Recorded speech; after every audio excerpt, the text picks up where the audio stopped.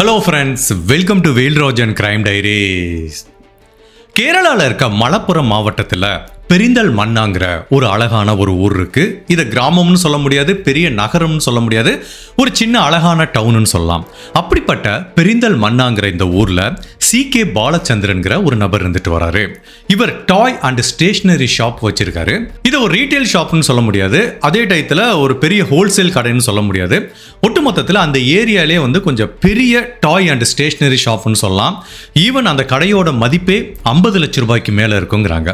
இந்த CK பாலச்சந்திரன்கிற நபருக்கு ஒரு மனைவி, 2 பெண் குழந்தைகள் இருக்காங்க. மூத்த பெண் குழந்தையோட பேரு த்ரிஷ்யா, 2வது பெண் குழந்தையோட பேரு தேவஸ்ரீ. மூத்த பெண் குழந்தைக்கு 21 வயசாகுது, கடைசி பொண்ணுக்கு 13 வயசாகுது. இந்த CK பாலச்சந்திரன்கிற நபரோட குடும்பத்தோட ஒட்டுமொத்த வருமானமும் இந்த கடையை சார்ந்துதான் இருக்கு. பிகாஸ் 2 பெண் குழந்தைகளை படிக்க வச்சு நாளைக்கு அவங்களுக்கு திருமணம் பண்ணி கொடுக்கணும். ஸோ இதற்கப்புறம் வீட்டு தேவைகள் இருக்கு. இது எல்லாத்தோட வருமானமும் அந்த ஒட்டுமொத்த குடும்பமும் அந்த கடையை சார்ந்து இருக்கிறதுனால இந்த கடையில் இந்த குடும்பத்தில் இருக்க எல்லாத்துக்குமே ஒரு பங்கு இருக்கும். அவங்க கணவர் வேலைக்கு போறாரு, அவர் ஒரு வெளியில பர்ச்சேஸுக்கு போனால் அவங்க மனைவி போவாங்க, அவங்க பொண்ணுங்க 2 பேரும் அந்த கடையில் இன்வால்வ் ஆவாங்க. ஒட்டுமொத்தத்தில் இந்த கடை அவங்க குடும்பத்தில் ஒரு மிக முக்கியமான அங்கமாக பார்க்கப்படுது. ஸோ இப்போ அவங்க பொண்ணுகள் எடுத்துக்கிட்டிங்கன்னா, த்ரிஷியா ஸ்கூல் முடிச்சிட்டாங்க. ஸ்கூல் முடிஞ்சதுக்கப்புறம் அவங்களுக்கு லாயருக்கு படிக்கணும், வக்கீலுக்கு படிக்கணும் ரொம்ப ஆசை. ஜென்ரலாக நம்ம வீட்டிலலாம் பொண்ணுங்களை லாயருக்கு படிக்க வைக்கிறதுக்கு கொஞ்சம் யோசிப்போம். கொஞ்சம் ரிஸ்கான ஜாப்பு, நிறைய கிரிமினலோட டீல் பண்ண வேண்டியது இருக்கும், நிறைய பேர் பயப்படுவாங்க. பட் இப்போ லேட்டஸ்ட்டாக நிறைய பெண்கள் வக்கீலுக்கு படிக்கிறாங்க, ரொம்ப நல்ல விஷயம்தான். ஸோ இந்த த்ரிஷியாவுக்கும் சின்ன வயசுலேருந்தே நான் வக்கீல் ஆகணும் ஒரு முடிவோட அவங்களும் ஒரு காலேஜில் ஜாயின் பண்ணுறாங்க. ஸோ எந்த காலேஜில் ஜாயின் பண்ணுறாங்கன்னா, நேரு காலேஜ் ஆஃப் லாஸ், அதாவது ஒட்டப்பழம்ங்கிற ஒரு ஊரில் இருக்குது, பாலக்காடு டிஸ்ட்ரிக்டில். ஸோ அந்த காலேஜில் ஜாயின் பண்ணி இவங்க லாயர் கோர்ஸ் படிச்சுட்டு இருக்காங்க. அவங்க 13 வயசு பொண்ணு இங்கே லோக்கல்லையே பெரிந்தல் மண்ணாலேயே ஸ்கூல் படிச்சுட்டு இருக்காங்க. இப்படி இந்த குடும்பம் ஒரு சந்தோஷமான வாழ்க்கையை வாழ்ந்துட்டு இருக்கு. இந்த CK பாலச்சந்திரனோட கனவு என்னன்னா, தன்னோட பொண்ணு வக்கீல் படிப்பை முடிக்கணும், அதுக்கப்புறம் நல்ல லாயரா பிராக்டிஸ் பண்ணி அந்த பெண்ணுக்கு ஒரு நல்ல வரன் பார்த்து கல்யாணம் முடிச்சு வைக்கணும் அப்படிங்கிற ஒரு நோக்கத்தில் இருந்துட்டு வராரு. ஸோ இப்படி உங்க வாழ்க்கை போயிட்டு இருக்க இந்த நேரத்தில் த்ரிஷியாவுக்கு ஒரு ஃப்ரெண்ட் இருந்திருக்கான் ஸ்கூல் படிக்கிறதுலேருந்தே. அவனோட பேர் வினீஷ் வினோத்னு. ஸ்கூல் படிக்கிற ஃப்ரெண்டுனா 2 பேரும் ஃபர்ஸ்ட் ஸ்டாண்டர்ட்லேருந்து ஒன்றாவே படிச்சிருக்காங்க. +2 படிக்கிற வரைக்கும் ஒன்றா படிச்சுட்டு இருக்காங்க. பல வருடங்கள் ஒன்றா படிக்கும்போது நல்ல நண்பர்களாக இருப்பாங்க. பட் இவங்க ஸ்கூல் படிச்சுட்டு இருக்கும்போது த்ரிஷியாவை பொறுத்த வரைக்கும் அவங்களோட நோக்கம் முழுவதுமே கல்வியில் இருந்திருக்கு. வாழ்க்கையில் தான் ஏதாவது ஒரு விஷயத்தை சாதிக்கணும்னு உழைச்சிட்டு இருக்காங்க. பட் இந்த வினீஷ் வினோத்துங்கிற பையனுக்கு ஸ்கூல் படிச்சதுலேருந்து இந்த பொண்ணு மேலே ஒரு க்ரஷ், அதாவது இளம் வயசில் டீனேஜ் பருவத்தில் வர்ற ஒரு காதல் வருது. அதனால இவன் எப்போ பார்த்தாலும் இந்த த்ரிஷியாவை நினச்சிக்கிட்டே இருக்கான். ஒரு நாள் அந்த பெண்ணுக்கிட்ட போய் ப்ரப்போஸ் பண்ணுறான். அப்போ த்ரிஷியா அவங்ககிட்ட பொறுமையாக எடுத்து சொல்கிறாங்க, இங்கே பாடுறா, இந்த வயசில் இந்த மாதிரி காதல் வர்றதெல்லாம் ஒரு நியாயமான விஷயம்தான், பட் அது ஒரு இனக்கவர்ச்சி மாதிரி தான். இப்போ இதை நம்ம பெருசாக எடுத்துக்க கூடாது, நம்மளோட முழு ஃபோக்கஸும் இப்போ படிப்பில் தான் இருக்கணும். அதனால எனக்கு இந்த காதலெல்லாம் இன்ட்ரெஸ்ட் கிடையாது, நம்ம 2 பேரும் நல்ல ஃப்ரெண்டாக இருக்கலாம். ஓ மனசில் இந்த மாதிரி ஒரு ஐடியா இருந்துச்சுன்னா அதை வேரோட அழிச்சிருங்கிற மாதிரி சொல்கிறாங்க. இது இவனுக்கு பயங்கர டிஸப்பாயின்மெண்ட்டாக இருக்குது. பிகாஸ் நல்ல ஃப்ரெண்டு காதலிச்சா நாளைக்கு வாழ்க்கை நல்லா இருக்குன்னு இவன் போய் சொல்கிறான்.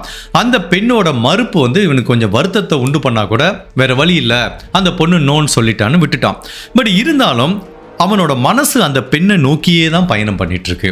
அவனால படிப்புல சரியா கான்சென்ட்ரேஷன் பண்ண முடியல. ஸோ இந்த பள்ளி பருவத்தில் +2 முடிக்கிற வரைக்கும் அவன் எத்தனை டைம் அந்த பொண்ணுக்கு ப்ரப்போஸ் பண்ணியிருப்பான்னு தெரியாது. அந்த பொண்ணு டினை பண்ணி பார்க்குறாங்க, ஃப்ரெண்ட்ஸ் கிட்ட சொல்றாங்க, ஏன் வீட்டில் கூட ஒரு டைம் சொல்லியிருக்காங்க. எவ்வளவோ பிரச்சனை வந்தா கூட அந்த பெண் மேல இருக்கிற மோகமும் காதலும் இந்த வினீஷ் வினோத்ங்கிற நபருக்கு துளி கூட குறையல. சரி, அவங்க வீட்டில் இதை பெருசாக எடுத்துக்கல, ஏதோ +2 வரைக்கும் இந்த பசங்க இப்படி தான் சுற்றுவானுங்க, நம்ம பொண்ணு முடிச்சு காலேஜுக்கு போயிடுவோம், அவன் எங்கேயாவது போயிடுவான்னு சொல்லி தான் இதை பெரிய பிரச்சனையாக எடுத்துக்காம இந்த த்ரிஷியாவை காலேஜுக்கு படிக்க அனுப்பிச்சிடுறாங்க. அவங்களும் ஒரு லா காலேஜில் படிச்சுட்டு இருக்காங்க. ஸோ 3rd இயர் படிச்சுட்டு இருக்காங்க, 2021ஆம் வருஷம். இந்த பக்கம் இந்த வினீஷ் வினோத்ங்கிற பையன் +2 முடிச்சதுக்கப்புறம் சரியா எந்த படிப்பும் வரல. அவன் எந்த கல்லூரிக்கும் போல, வேலைக்கும் போல, ஒட்டு மொத்தத்தில் வெட்டியா ஊரை சுத்திட்டு இருக்க ஒரு இளைஞர். அவனுக்கு ஒரு 20-23 வயசாகுது. ஸோ பட் அவனுக்கு என்னதான் ஸ்கூல் படிப்பை முடிச்சு வந்தா கூட த்ரிஷியா இவனை விட்டுட்டு வேற லா காலேஜில் போய் படிச்சா கூட 24 மணி நேரமும் அவனோட நினைப்பு த்ரிஷியாவை சுத்தியே தான் இருக்கு. சரி, ஸ்கூல் படிப்போட இந்த கான்டாக்ட் கட் ஆயிரும் அப்படிங்கிற மாதிரி தான் த்ரிஷியாவும் நினைச்சாங்க, அவங்க அப்பாவும் நினைச்சாங்க. பட் அது நடக்கல. த்ரிஷியா எப்போ காலேஜுக்கு ஜாயின் பண்ணாங்களோ அப்போவே அவங்க பின்னாடியே சுற்ற ஆரம்பிக்கிறான். அவங்க எந்த பஸ்ஸில் ஏறினாலும் சரி, பின்னாடி போனாலும் சரி, காலேஜ் வாசலில் போய் நிற்கிது. 24 மணி நேரமும் அந்த பொண்ணை வந்து ஸ்டாக் பண்ணிகிட்டே இருக்கான். அவங்களும் என்னடா இவன் எத்தனை தடவை உனக்கு நான் சொல்கிறது அப்படிங்கிற மாதிரி அவனை கூப்பிட்டு சொல்கிறாங்க. எனக்கு உன் மேலே காதல் வரலை, நான் படிக்கணும், வேலைக்கு போகணும்னு எவ்வளோ எடுத்து சொல்லியும் கூட இந்த வினீஷ் வினோத்துக்கு மண்டையில் ஏறவே இல்லை. இல்லை நீ படிச்சு முடி, நான் வெயிட் பண்ணுறேன், உன்னை திருமணம் பண்ணிக்கிறேன், உன் கூட சந்தோஷமான ஒரு வாழ்க்கையை வாழணும்னு திரும்ப சொல்லிட்டு இருக்கான். இவங்களும் சொல்லி டயர்ட் ஆயிட்டாங்க. ஃப்ரெண்டு ரொம்ப நாள் வருஷம் நம்ம கூட படிச்சிருக்கான் அப்படிங்கிற முறையில் ஃபர்ஸ்ட் கொஞ்சம் பக்குவமாக எடுத்து சொன்னா கூட அதை புரிஞ்சிக்கிற பக்குவம் இந்த வினீஷ் வினோத்துக்கு இல்லை. அப்போ என்ன பண்ணுறாங்கன்னா த்ரிஷியா ஸ்லோவாக அவனை அவாய்ட் பண்ண ஆரம்பிக்கிறாங்க. பட் இங்கே தான் ஸ்டாக்கிங்கோட வீரியம் வந்து அதிகமாகும். ஃபஸ்ட்டு வருவானுங்க, பின்னாடியே போவானுங்க, ப்ரப்போஸ் பண்ணுவானுங்க. அந்த பொண்ணு நோன்னு சொன்னால் கூட கண்டுக்காமல் தொடர்ந்து வருவாங்க. பட் எப்போ அந்த பொண்ணு அவங்க கிட்ட விலகி போக ஆரம்பிக்குதோ அப்போ எதிராக அந்த ஒன் சைடாக லவ் பண்ணுற அந்த நபரோட அந்த காதலோட வேகம் வந்து தீவிரமடையும். இப்போ இதே தான் இந்த வினீஷ் வினோத்துக்கு நடந்துட்டு இருக்கு. எப்போ த்ரிஷியா அவங்ககிட்ட இருந்து அப்படியே கொஞ்சம் தள்ளி போக ஆரம்பிக்கிறாங்களோ இவனுக்கு ஒரு பதட்டம் வருது. எப்படியாவது இந்த பெண்ணை சமாதானப்படுத்தி கல்யாணம் பண்ணிக்கலாம்னு நினைச்சிட்டு இருந்தவன் இந்த பெண் தாங்கிட்ட இருந்து விலகி போறதை அவனால ஏத்துக்க முடியல. ஸோ பயங்கரமான ஃப்ரஸ்ட்ரேஷன் வருது, கோபம் வருது. 24 மணி நேரமும் அந்த பெண்ணை வந்து பின்தொடர ஆரம்பிக்கிறான். இப்படியே பல வருடங்கள் உருண்டோடி போகுது. அப்போ ஒரு நாள் இந்த வினீஷ் வினோத் முடிவு பண்ணிட்டான், எவ்வளோ நாள் தான் பின்னாடியே சுத்திட்டு இருக்கிறது, நம்ம போய் முறையா அவங்க அப்பாட்ட பொண்ணு கேட்டுருவோம் அப்படின்னு மார்ச் மாதம் 2021 அவங்க அப்பா கடைக்கு போறான். இங்கே பாருங்க அங்கிள், என்ன உங்களுக்கு தெரியும்னு நினைக்கிறேன், உங்கள் பொண்ணு கூட தான் ரொம்ப நாள் ஸ்கூல் படிச்சுட்டு இருந்தேன். எனக்கு வந்து உங்கள் பொண்ணை வந்து பல வருடங்களாக காதலிக்கிறேன், உயிராக காதலிக்கிறேன். உங்கள் பொண்ணை திருமணம் பண்ணிக்கணும்னு ஆசைப்பட்றேன், கல்யாணம் பண்ணி கொடுங்க, மகாராணி மாதிரி பார்த்துக்கிறேங்கிறான். அப்படியா, சரி என்னப்பா பண்ணுற அப்படின்னு கேட்டால், +2 முடிச்சுட்டு அங்கிள், ஒன்றும் வேலை இல்லை, சுற்றிட்டு இருக்கேன். என்னப்பா இது ஒன்றும் வேலை இல்லைங்கிற, உன் சாப்பாட்டுக்கே உன்னால் சமாளிக்க முடியாது, நீ எப்படிப்பா என் பொண்ணை பார்த்துப்பா அப்படின்னு கொஸ்டின் கேட்குறாரு அவங்க அப்பா. அடுத்த செகண்ட் அவங்ககிட்ட பதில் இல்லை. உடனே அவங்க அப்பா என்ன சொல்றாரு, இதெல்லாம் சரிப்பட்டு வராது, நீ முதல்ல கிளம்புங்கிறாரு. இல்லை அங்கிள், உங்கள் பொண்ணு தான் என்னை காதலிக்குது அப்படிங்கிற மாதிரி பலவிதமான வேறுபட்ட கருத்துக்களை அவங்க அப்பா முன் வைக்கும்போது அவங்க அப்பா என்ன சொல்றாரு, சரி என் பொண்ணை கூப்பிடுறேன், அவன் நோன்னு சொன்னா நீ போயிருவியான்னு கேட்கிறாரு. உங்க பொண்ணை கூப்பிடுங்க அங்கிள் அப்படிங்கிற மாதிரி இவன் சொல்றான். இது எல்லாமே சினிமாவில் காமிக்கிற மாதிரி இருக்கு. உடனே இவங்க அப்பா என்ன பண்றாரு, த்ரிஷியாவை கூப்பிடுறாரு. அந்த பொண்ணு வருது. அந்த பொண்ணு தெளிவாக சொல்லுது, இவன் என் பின்னாடி சுத்திட்டு இருக்கான்ப்பா, என் ஸ்கூல் ஃப்ரெண்டு, நம்மளுக்கே தெரியும், ஸ்கூல் படிச்சிருந்து இவனால பிரச்சனை தான், இப்போ காலேஜ் படிக்கும்போது 3 வருஷம் என்னை டார்ச்சர் பண்ணிட்டே இருக்கான். இங்கே பாருப்பா, எனக்கு உன் மேலே காதலும் கிடையாது, ஒரு கன்றாவியும் கிடையாது, தயவு செய்து என்னை விட்டுரு, நான் என் படிப்பில் கான்சன்ட்ரேஷன் பண்ணேன்னா அவங்க அப்பா முன்னாடி மூஞ்சில் அடித்த மாதிரி சொல்லிடுறாங்க. இப்போ அவங்க அப்பா சொல்கிறாரு, ஓகே தானே, கிளம்பலாமா அப்படின்னு சொல்லும்போது இவனுக்கு வந்து அந்த பெண் நோன்னு சொன்னதையும் ஏற்றுக்க முடியல, அவங்க அப்பா வந்து ரொம்ப இன்சல்ட் பண்ண மாதிரி அவன் ஃபீல் பண்ணுறான். சரி இதோட இந்த பிரச்சனை முடிஞ்சிடும் அப்படின்னு நினச்சாங்க. பட் அது நடக்கலை. தொடர்ந்து இந்த பெண்ணு அதுக்கப்புறமும் ஸ்டாக் பண்ணிட்டே இருக்கான். ஸோ அந்த பெண்ணு அவங்க அப்பாட்ட சொல்லுது. அவங்க அப்பா யோசிக்கிறாரு, ரைட்டு, இவன் சாதாரண ஆள் கிடையாது, இவன் மூலமாக தன்னோட பெண்ணுக்கு ஒரு பேராபத்து நிகழ்றதுக்கு வாய்ப்பு இருக்குன்னு ஏப்ரல் மாதம் 2021 லோக்கல்ல இருக்க போலீஸ் ஸ்டேஷன்ல இந்த CK பாலச்சந்திரன்கிற நபர் முறைப்படி ஒரு கம்ப்ளைண்ட் பதிவு பண்றாரு. சார், என்னோட பொண்ணு பின்னாடி பல நாள் சுத்தி டார்ச்சர் பண்ணிட்டு இருக்கா, கொஞ்சம் விசாரிங்கிறாங்க.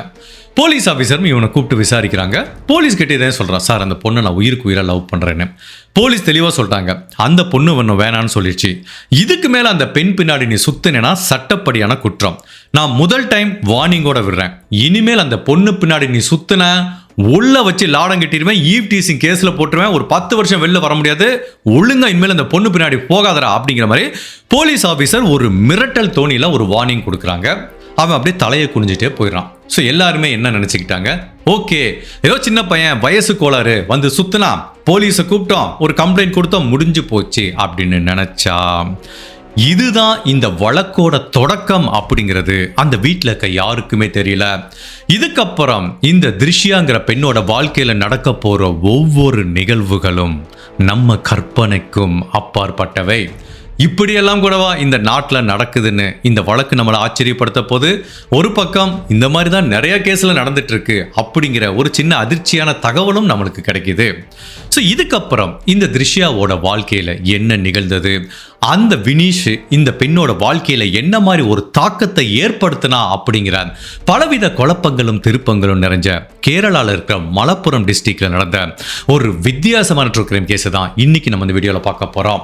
அப்படி இந்த திருஷ்யாவுக்கும் அவங்க குடும்பத்துக்கும் என்ன நிகழ்ந்ததுங்கிறத நம்ம தெரிஞ்சுக்கிறதுக்கு முன்னாடி உங்கள் டைம் 2 செகண்ட்ஸ் எனக்காக ஸ்பெண்ட் பண்ணி என்னோட வீடியோஸ் உங்களுக்கு பிடிச்சிருந்துச்சுன்னா லைக் பண்ணிட்டு கமெண்ட் பண்ணுங்க. இன்கேஸ் என்னோட சேனலை இது வரைக்கும் நீங்கள் சப்ஸ்கிரைப் பண்ணாமல் பார்த்தீங்கன்னா மறக்காம சப்ஸ்கிரைப் பண்ணி என்ன சப்போர்ட் பண்ணுங்க. ஸோ இந்த வழக்கு இப்போ இருக்கிற காலகட்டத்துக்கு மிகவும் முக்கியமான வழக்கு, அதுவும் இளைஞர்கள் கண்டிப்பாக பார்க்க வேண்டிய வழக்கு. லவ் பண்ணுறேன்னு பின்னாடி சுற்றிட்டு இருந்த இளைஞராக இருந்தாலும் சரி, இல்லை எவனாவது ஒருத்தர் என்னை ஸ்டாக் பண்ணிட்டு இருக்கான் அப்படின்னு பயப்படுற பெண்களாக இருந்தாலும் சரி, பெற்றோர்களாக இருந்தாலும் சரி, இந்த வழக்கை கடைசி வரைக்கும் ஸ்கிப் பண்ணாமல் பாருங்க. நம்ம இந்த வழக்கிலிருந்து பல விஷயங்கள் கற்றுக்க போகிறோம். ஆங்கிலத்தில் இப்போ ரெஸ்ட்ரைனிங் ஆர்டர்பாங்க. அதாவது ஒரு நபருக்கு உன்னை பிடிக்கல, திரும்ப அந்த பெண் பக்கமே போகக்கூடாது அப்படிங்கிறத சட்டப்படி ஒரு ரெஸ்ட்ரைனிங் ஆர்டருங்கிறது வெளிநாட்டிலையும் வாங்கி வைப்பாங்க, நம்ம ஊர்லேயும் அந்த மாதிரி ஆர்டர் கொடுக்குறாங்க. ஆக்சுவலி அந்த ஆர்டரை மீறினா என்ன அர்த்தம்னா கண்டிப்பாக அது சட்டப்படி குற்றம். இது வரைக்கும் போலீஸ் ஒரு வார்னிங்கோட கொடுத்தாங்க. இந்த வினீஷ் வினோத் திரும்பவும் திருஷ்யா பின்னாடி வந்து தொந்தரவு கொடுத்தா அவனை வந்து அரெஸ்ட் பண்ணி உள்ள வைக்கிறதுக்கு சட்டத்தில் இடம் இருக்கு. பட் இந்த வினீஷ் வினோத் இதுக்கெல்லாம் பயப்படுற ஆள் மாதிரி தெரியல. நீ என்ன போலீஸ் என்ன வார்னிங் பண்றது, அவ என்னோட காதலி, நான் உயிருக்கு உயிரை காதலிக்கிறேன், என் வாழ்க்கை துணைவிய வரப்போறவ, இந்த உலகத்துல அவங்க அப்பா மட்டுமல்ல ஒன்ன மாதிரி 1000 போலீஸ் அதிகாரி வந்தாலும் என்னையும் திரிஷியாவையும் பிரிக்க முடியாது அப்படிங்கிற மாதிரி மனசுல ஒரு சவால் மாதிரி எடுத்துட்டு தொடர்ந்து இந்த திரிஷியாவை ஸ்டாக் பண்ண ஆரம்பிக்கிறான். உண்மையிலே திருஷ்யாவுக்கு என்ன பண்ணுறதுன்னு தெரியல, அவங்க அப்பாவுக்கு என்ன பண்ணுறதுன்னு தெரியல. என்னடா அது போலீஸ்லேயும் கம்ப்ளைண்ட் கொடுத்தாச்சு, இதுக்கப்புறம் என்னதான் பண்ணுறதுன்னு தெரியாமல் அந்த ஒட்டுமொத்த குடும்பமும் விழிப்பிதுங்கி நிற்கிறாங்க. சரி கொஞ்ச நாள் வெயிட் பண்ணி பார்ப்போம், இவன் பின்னாடி வர்றது ஓகே, அதுக்கப்புறம் ஏதாவது அந்த பெண்ணை ஹர்ட் பண்ணாலோ இல்லை அதை மீறி அந்த பவுண்டரியை தாண்டினாலோ திரும்ப நம்ம போலீஸில் ஒரு கம்ப்ளைண்ட் கொடுத்து இவனை உள்ள தள்ளிட வேண்டியதான், வேற வழியே இல்லை அப்படிங்கிற மாதிரி அவங்க நினச்சிட்டு இருக்காங்க. ஸோ இவங்க எல்லாமே சட்டப்படி மூவ் பண்ணணும்னு நினச்சிட்டு இருக்காங்க. பட் ஒரு ஸ்டேஜில் இந்த வினீஷ் வினோத்துக்கு புரிஞ்சு போச்சு, இந்த சட்டமும் சரி, திரிஷ்யாவும் சரி, இந்த அவங்க அப்பா பாலச்சந்திரன்கிற நபரும் சரி, யாருமே என்னோட காதலை வந்து புரிஞ்சுக்கல. அதனால இந்த உலகத்தில் யாருமே என்னோட காதலை புரிஞ்சுக்கிறட்டா கூட பரவாயில்ல, நான் அந்த காதலை ஃபோர்ஸ் பண்ணி எடுத்துக்கிறேன் அப்படிங்கிற மாதிரி ஒரு முடிவுக்கு வரான். இந்த ஒன் சைடு லவ் பண்ணுறவங்கலாம் கடைசியில் எடுக்கிற முடிவு ஒரே டைலாக் தான், எனக்கு கிடைக்கலன்னா இந்த உலகத்தில் நீ யாருக்குமே கிடைக்கக்கூடாது அப்படிங்கிற மாதிரி ஒரு விபரீதமான எண்ணம் இந்த வினீஷ் வினோத்துங்கிற மனசுல வர ஆரம்பிக்குது. ஸோ என்ன பிளான், ஆட்டோமேட்டிக்காக அந்த பெண்ணை இன்னொருத்தன் கல்யாணம் பண்ணி அந்த பெண் கூட ஒரு குடும்ப வாழ்க்கையை நடக்கிறத என்னால் பார்த்துக்க முடியாது, இந்த உலகத்தில் வேற எவனுக்கும் என்னால் உன்னை விட்டு கொடுக்க முடியாது, அப்போ நீ எனக்கு கிடைக்கல, நீ ஏன் உயிரோடு இருக்கணும்னு சொல்லி இந்த திருஷ்யாவை கொலை பண்ணுறதுக்கு பக்காவாக ஒரு பிளான் போகிறான். இது என்னமோ எமோஷனலாக அப்படி போய் கொலை பண்ணுறது இல்லை. நம்ம நிறைய கேஸில் பார்த்துருப்போம், இதே மாதிரி ஒன் சைடு லவ் தான், போவாங்க பேசுவாங்க, அந்த பொண்ணு தொடர்ந்து ரிஜெக்ட் பண்ணிட்டே இருக்கும். ஒரு ஸ்டேஜில் டக்குன்னு கோபம் வந்துடும், அங்கே இருக்க கத்தியை எடுத்து குத்துவான், இல்லை தலையில் அடிப்பான், இதெல்லாம் நடக்கும். பட் அதையும் தாண்டி சில கேஸில் வந்து பிளான் பண்ணி பண்ணுவானுங்க. அவங்களுக்கு தெரிஞ்சு போயிடும் இந்த பொண்ணு இனிமேல் நம்மளுக்கு கிடைக்காது அப்படின்ட்டு. ஸோ இவன் எடுத்த முடிவு வந்து எமோஷனலாக எடுத்ததில் பக்காவாக பிளான் பண்ணி செய்யப்பட்ட முடிவு. அந்த முடிவை எக்ஸிக்யூட் பண்ணுறதுக்கே பலவிதமாக பிளான் போடுறான். அவனுக்கு தெரியும் அந்த வீட்டில் யார் இருக்கா, அவங்க அப்பா பாலச்சந்திரன்கிற நபர் இருக்காரு, அவங்க அம்மா இருக்காங்க, திரிஷியா, அதுக்கப்புறம் அவங்க சகோதரி இருப்பாங்க. இப்போ அவங்க அப்பா வீட்டில் இருந்தாருன்னு வச்சுக்கோங்களேன், இந்த பெண்ணை கொலை பண்ண முடியுமா? முடியாது. அப்போ அவன் என்ன பிளான் போடுறான்னா, அவங்க அப்பாவை இந்த வீட்டிலேருந்து அப்புறப்படுத்தணும். அப்படி பண்ணதுக்கப்புறம் அந்த பெண்ணை வீட்டில் போய் கொலை பண்ணலாங்கிற மாதிரி முடிவுக்கு வர்றான். அதுக்கு இவன் எடுத்த முடிவு என்ன அப்படின்னா, அவங்க அப்பாவை எப்படி வீட்டுக்கு வர முடியாமல் பிஸியாக வச்சுருக்கணும். சரி பகல் நேரம் அவங்க அப்பா ஷாப்பில் இருப்பார், வீட்டில் அந்த பொண்ணு இருக்கலாம், பட் பகல் நேரத்தில் கொலை பண்ணுறது கஷ்டம். அப்போது ஒன்று ஏர்லி மார்னிங் பண்ணணும், இல்லை நைட்டு பண்ணணும். பட் அந்த டயத்தில் அவங்க அப்பா வீட்டில் இருப்பார், அவரை எப்படி இந்த வீட்டை விட்டு காலி பண்ணுறதுக்கு ஃபஸ்ட்டு அவன் போகிற பிளான் என்னென்னா, அவங்க வீட்டுக்கும் இந்த ஒரு டாய் ஷாப் வச்சு ரன் பண்ணிட்டு இருக்காரு, அதுக்கும் சில கிலோமீட்டர் டிஸ்டன்ஸ் இருக்கு. இப்போ ஏதாவது ஒரு காரணத்துக்காக அவங்க அப்பா அந்த டாய் ஷாப்புக்கு வர வச்சுட்டா வீட்டில் அந்த பொண்ணும் எல்லாமே லேடிஸ் தனியாக இருப்பாங்க. இந்த கிரைமை எக்ஸிக்யூட் பண்ணலான்னு என்ன பண்ணுறான், ஜூன் மாதம் 16ஆம் தேதி மிட் நைட்டில் அவங்க கடைக்கு வந்து நெருப்பு வைக்கிறான்.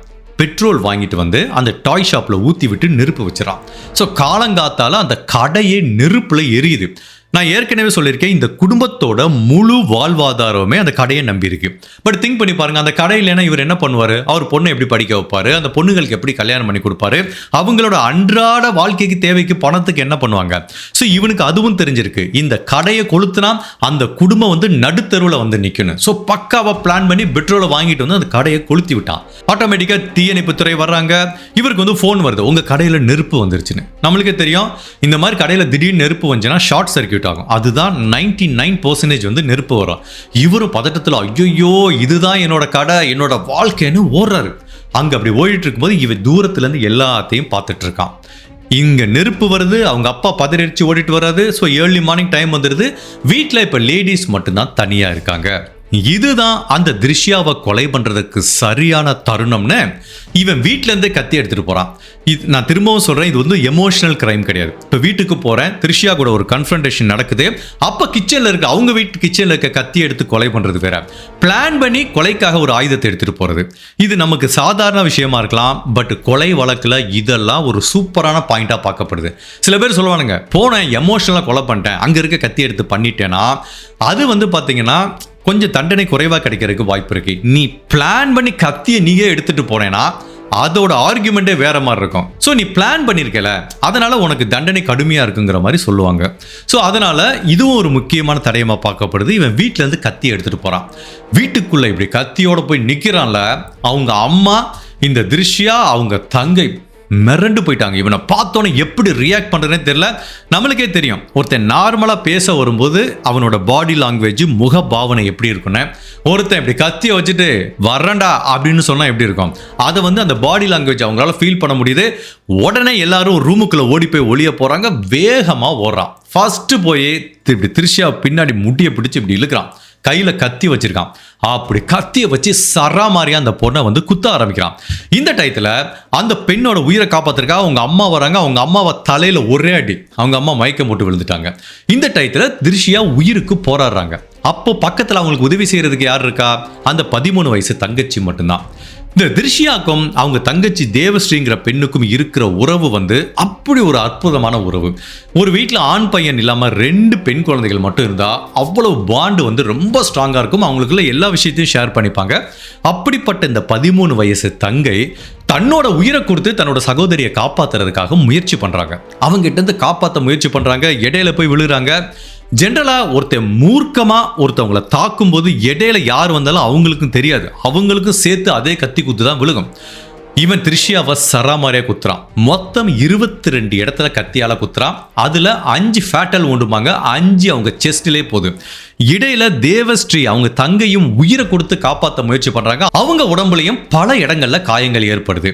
ஒரு ஸ்டேஜ்ல 2 பேருமே மயங்கி விழுந்துட்டாங்க. இந்த அலறல் சத்தத்தை கேட்டு பக்கத்து வீட்டுக்காரங்க வர்றாங்க. அப்ப அவன் என்ன பண்றான், திருஷ்யா இறந்து போனாங்கன்னு தெரியும். மற்றவங்களை பத்தி இவன் கவலை இல்லை. உடனே வந்து அந்த வீட்டை விட்டு போறான். பட் அந்த டயத்துல கையில் இருந்த கத்தியும் எடுத்துட்டு போயிடறான். கத்தியால குத்தும் போது அந்த ரத்தம்லாம் இவன் உடம்புல தெரிச்சிருக்கும்ல, ஸோ உடம்புல ஃபுல்லா ரத்தம். ஸோ பக்கத்து வீட்டுக்காரங்க வந்து இவனை பார்த்துட்டாங்க. ஸோ யார் கொலை பண்ணிட்டாங்கன்னு தெரியுது. உடனே ஒரு செட் ஆஃப் பீப்புள் இவனை பிடிக்க ட்ரை பண்றாங்க. இன்னொன்று, கடையில் அங்கே நெருப்பு வந்துருச்சுன்னா அவங்க அப்பா பதறடிச்சுட்டு போறாரு. அவருக்கு ஒரு ஃபோன் பண்றாங்க, உங்க பொண்ணு அந்த மாதிரி கத்தியால குத்தி கொலை பண்ணிட்டாங்கன்னு. அவருக்கு மயக்கமே வந்துருச்சு. பதறடிச்சுட்டு ஐயோ அப்படின்னு சொல்லிட்டு ஓடி வர்றாரு. இந்த டயத்தில் வந்து இவன் வந்து அந்த தெருவுல இருந்து ஓடுறான். பட் இவன் தான் கொலை பண்ணிட்டு போனான்னு அந்த தகவல் அப்படியே பரவ ஆரம்பிக்குது. எல்லாத்துக்கும் தெரியுது. இப்போ இவன் வந்து இனிமேல் இங்கே இருந்தால் நம்மளை பிடிச்சிருவாங்க, நம்ம ஏதாவது ஒரு ரயில்வே ஸ்டேஷன் ஏறி வெளியூருக்கு தப்பிச்சு போயிடலான்னு அங்கே ஒரு ஆட்டோ வருது. அந்த ஆட்டோக்கார்ட்ட சொல்கிறான், சார் இந்த ரயில்வே ஸ்டேஷனில் போய் என்னை இறக்கி விட்டுருங்கன்னு. அப்போ அந்த ஆட்டோக்காரர் லோக்கல், அவருக்கு இந்த நியூஸை பற்றி கொஞ்சம் கேள்விப்பட்டிருக்காரு. இவன் தான் கொலைகாரன்னு அவருக்கு தெரிஞ்சு போச்சு. அப்போ அவர் கேஷுவலாக கேட்குறாரு, என்ன பிரதர் சட்டை எல்லாம் ரத்தமாக இருக்கு அப்படின்னு கேட்டதுக்கு, ஐயோ இல்லை பிரதர் ஆக்சிடென்ட் ஆச்சு, என்னை கொண்டு ரயில்வே ஸ்டேஷனில் இறக்கி விட்டுருக்காங்கிறாரு. ஒருத்தனுக்கு ஆக்சிடென்ட் ஆச்சு, உடம்பெல்லாம் ரத்தம் இருக்குன்னா என்ன பண்ணுவான், ஹாஸ்பிட்டலுக்கு போய் இறக்கி விடுங்கன்னு சொல்லுவான். இவன் என்ன சொல்றான், இனி போய் ரயில்வே ஸ்டேஷன்ல இறக்கி விடுங்கிறான். அப்பவே இவருக்கு தெரிஞ்சு போச்சு, நியூஸும் வந்துருச்சு. சரி ரைட்டு, இந்த கொலைகாரன் அப்படின்னு நைஸா பேசி போலீஸ் ஸ்டேஷன்ல போய் இறக்கி விட்டுறலான்னு அந்த ஆட்டோ டிரைவர் என்ன பண்றாரு, இவனை போய் போலீஸ் ஸ்டேஷன்ல இறக்கி விட்டுறாரு. ஸோ இந்த இன்சிடென்ட் நடந்தது ஜூன் மாதம் 17 ஏர்லி மார்னிங். ஸோ இவன் கொலை பண்ண சில மணி நேரத்துக்குள்ளேயே போலீஸ் ஸ்டேஷன்லேயே போய் இவனை டெலிவரி பண்ணிட்டாங்க. இப்போ போலீஸ் ஆஃபீஸர் அவனை அரெஸ்ட் பண்ணிட்டாங்க. இந்த டயத்தில் வந்து அங்கே கத்தி குத்து விழுந்த அவங்க அம்மா மயங்கி கிடக்காங்க. இந்த திருஷ்யாவுக்கு ஃபேட்டல் உண்டு, அவங்க தங்கைக்கும் பல இடங்களில் காயம் இருக்குது. இந்த 3 பேரையும் ஹாஸ்பிட்டலில் அட்மிட் பண்ணுறாங்க. பண்ணும்போது அவங்க அம்மாவுக்கு மயக்கம் ஏற்பட்டிருக்கு, அவங்க உயிர் பழச்சிட்டாங்க. இந்த தேவஸ்ரீங்கிற 13 வயசு தங்கைக்கும் பல இடங்கள்ல காயம் ஏற்பட்டிருக்கு. பட் அது அவங்க உயிரை எடுக்கிற அளவுக்கான காயம் இல்லை. பட் அன்பார்ச்சுனேட்டா இந்த திரிஷாவோட உடம்புல பல இடத்துல ஆழமான கத்தி குத்தும், அவங்களோட இருதயத்துல 5-6 இடத்துல கத்தி குத்தும் ஏற்பட்டதுனால அளவுக்கு அதிகமான ரத்தப்போக்கு ஏற்பட்டு திரிஷியா ஏற்கனவே இறந்து போயிட்டாங்கிற மாதிரி தான் டாக்டர் சொல்றாங்க. இப்போ இந்த டயத்தில் இவனை பிடிச்சி போலீஸ் ஸ்டேஷனில் வச்சிருக்காங்க. அடுத்து போலீஸ் ஆஃபீஸர் இந்த கிரைம் சீனுக்கு வந்து கிரைம் சீனில் கிடைச்ச எல்லா தடயங்களையும் கலெக்ட் பண்ணுறாங்க. இந்த அரெஸ்ட் செய்யப்பட்ட வினோத் கிட்ட இருந்து கொலைக்காக பயன்படுத்தப்பட்ட ஆயுதத்தையும் வாங்கிக்கிறாங்க. அவனோட ட்ரெஸ் வந்து மிக முக்கியமான தடயமாக பார்க்கப்படுது. ஏன்னா அதில் தான் திரிஷியாவோட ரத்தக்கரை இருக்கும், ப்ளஸ் அந்த கொலைக்காக பயன்படுத்தப்பட்ட கத்தியிலையும் ரத்தக்கரை இருக்கும். ஸோ எல்லா எவிடன்ஸையும் பக்காவாக கலெக்ட் பண்ணிக்கிட்டாங்க. கிரைம் சீன்லையும் பல எவிடன்ஸையும் கலெக்ட் பண்ணிக்கிட்டாங்க. இந்த வழக்கு வந்து அந்த காலகட்டத்தில் கேரளாவில் மிகவும் பரபரப்பாக பேசப்பட்டது. ஏன் சட்டமன்றம் வரைக்கும் இந்த வழக்கு போச்சு. ஈவன் அப்போ ஆட்சியில் இந்த முதலமைச்சரே இந்த வழக்கை டைரக்டா எடுத்து சட்டமன்றத்தில் பேசியிருக்காரு. இந்த பெண்ணுக்காக இறக்கப்பட்டு ஈவன் அவங்க அப்பாவோட கடை எரிஞ்சு போச்சுல, அதுல வந்து அவருக்கு ஒரு 50 லட்ச ரூபாய்க்கு மேல லாஸ் ஆயிடுச்சு. அந்த நஷ்டத்தை வந்து கவர்மெண்ட் ஈடுகட்டும் அப்படிங்கிற அளவுக்கு முதலமைச்சர் சட்டமன்றத்தில் அனௌன்ஸ் பண்ற அளவுக்கு இந்த வழக்குக்கு கேரளால ஒரு முக்கியத்துவம் கொடுக்கப்பட்டது. அப்படின்னா அந்த வழக்க மீடியாவும் பொதுமக்களும் எவ்வளவு பரபரப்பா பேசியிருப்பாங்கன்னு நினைச்சு பாருங்க. சோ போலீஸ் ஆபீசர் இந்த கேஸை பொறுத்த வரைக்கும் ஒரு ஓப்பன் அண்ட் ஷட் கேஸ் மாதிரி இருக்கு.